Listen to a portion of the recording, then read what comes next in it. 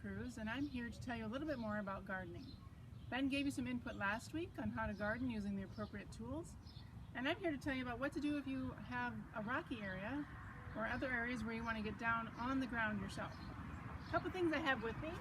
I've got a little foam pad, cheap little purchase that I made at the hardware store. It's a nice thing to kneel on, saves my knees if I'm gardening and kneeling down.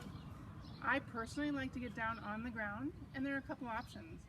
If you struggle with getting down without something to hold on to, I often recommend bringing out an empty 5-gallon bucket. You can turn that bucket over, and there you have a nice support either to place a hand on and get yourself down onto a cushion or other soft surface. I like to sit back on my haunches, call it, back on your feet. And if you're not able to do that, you can get into a hands and knees position. As you can see, I have a few weeds here, and tools don't work the greatest in rocks, but I can get in here and do my gardening that way. Other options are to actually sit on the ground, and again, I can put my hand on that bucket.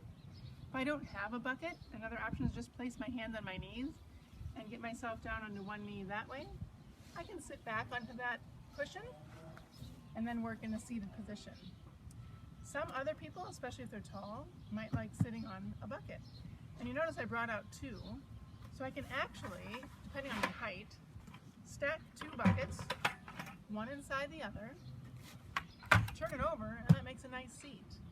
So if I were to stand up, I can place my bucket wherever I want it and use that as my seat on which to sit. So if it were time for me to start to deadhead my purple salvia here, I could be right at this height and working in a nice position, trying to keep a nice straight back, leaning forward. But keep in mind, there's no perfect posture.